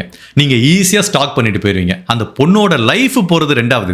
இந்த பையன் பண்ணது ஒரு எக்ஸ்ட்ரீமான கிரைம், நான் இல்லைன்னு சொல்ல. ஆனால் சில பேர் என்ன பண்ணுவாங்கன்னா சும்மாவே ஸ்டாக் பண்ணிட்டு இருப்பாங்க. அவனுங்களுக்கு தெரியாத அந்த பெண்ணுக்கு எவ்வளவு மென்டல் டார்ச்சரை கொடுக்குறாங்க அப்படின்ட்டு. அவ்வளோ கஷ்டப்பட்டு வீட்டை சமாளித்து காலேஜுக்கு போயிட்டோ இல்லைன்னா வேலைக்கு போயிட்டு வர பெண்களுக்கு இதெல்லாம் அடிஷனல் ஸ்ட்ரெஸ்ஸு. ஸோ தயவுசெய்து அந்த மாதிரி கொடுக்காங்க. காதலிக்கிறது உங்களோட தார்மீக உரிமை. தயவு செய்து காதலிங்க, தப்பு கிடையாது. அந்த பெண் விருப்பப்பட்ட சந்தோஷமா காதலிங்க. நீ படித்தவன் படிக்காதவன் ஸ்டேட்டஸ் இருக்கு இல்லை அதெல்லாம் ஒன்றும் பிரச்சனை இல்லை. 2 பேரும் மனசு ஒத்து போதா, தட் இஸ் பர்ஃபெக்ட்லி ஃபைன். அதுக்கப்புறம் உங்கள் வாழ்க்கையை நீங்கள் சேர்ந்து டெவலப் பண்ணுங்க. பட் பிடிக்காம இருக்கும்போது அந்த பெண்ணை வலுக்கட்டாயமா அந்த பெண்ணோட வாழ்க்கையில் எந்த விதமான மன உளைச்சலுக்கும் உடல் ரீதியான இந்த மாதிரி ஒரு காயத்தையும் ஏற்படுத்துகிற மாதிரி நடந்துக்காதீங்க. கண்டிப்பாக இந்த மாதிரி ஸ்டாக் பண்ணுறதுனாலையோ வன்முறைனாலேயோ உங்கள் லைஃப் நீங்க எதையுமே அடைய போறதில்ல. அதுதான் இந்த மாதிரி வழக்குகள் நம்மளுக்கு உணர்த்துது. ஐ நோ இந்த கேஸில் நான் ஃபைனலாக சொல்கிற மெசேஜை ரொம்ப லென்த்தியாக பேசிட்டேன்னு நினைக்கிறேன். பட் இருந்தாலும் இன்றைய இளைய தலைமுறைக்கு இந்த மெசேஜ் போய் சேரணும் அப்படிங்கிறது என்னோட விருப்பம். இதை பார்த்து நீங்கள் யாராவது ஒரு பொண்ணை ஸ்டாக் பண்ணணும், எப்படியாவது அந்த பொண்ணை வலுக்கட்டாயமாக சமாதானப்படுத்திடலான்னு நினைக்காதீங்க. அது உங்கள் லைஃப்பும் கண்டிப்பாக சந்தோஷமாக இருக்காது. நாட்டில் பொண்ணா இல்லை, ஒரு பொண்ணு நோன்னு சொல்ல அடுத்த பொண்ணு இருக்குது. இந்த கமலஹாசன் ஒரு பாட்டு பாடுவார்ல, ஆழ்வார் பேட்டாளுடா, அதே மாதிரி தான். ஒரு பொண்ணு இல்லைன்னா இன்னொரு பொண்ணு, தப்பு கிடையாது. ஓகே, நம்ம காதலிச்சு அந்த பொண்ணு ஏற்றுக்கல, வாழ்க்கை ஃபுல்லாக அந்த காதல் உன் மனசுல இருக்குமா? அதெல்லாம் சினிமா டைலாக், சத்தியமாக இருக்காது. நான் சொல்கிறேன், ஒரு வருஷத்தில் அந்த பொண்ணை ஈஸியாக மறந்துடலாம். அடுத்து இன்னொரு பிடிச்ச பொண்ணை லவ் பண்ணிவிட்டு வாழ்க்கையை வாழுங்க. தயவுசெய்து இந்த மாதிரி கிரைம் பண்ணி மாட்டிக்காதீங்க. ஹோப்ஃபுல்லி இந்த வழக்குலேருந்து நம்ம பல விஷயங்கள் கற்றுக்கிட்டோம்னு நினைக்கிறோம். நான் சொன்ன கடைசியில் சொன்ன சில விஷயங்கள் பயனுள்ளதாக இருந்துச்சுன்னா உங்கள் வீட்டில் இருக்க பசங்களுக்கு போட்டு காமிங்க. இந்த மாதிரி அனதர் வித்தியாசமான கேஸில் உங்களை சந்திக்கிறேன். Till then stay safe, take care, பாய்.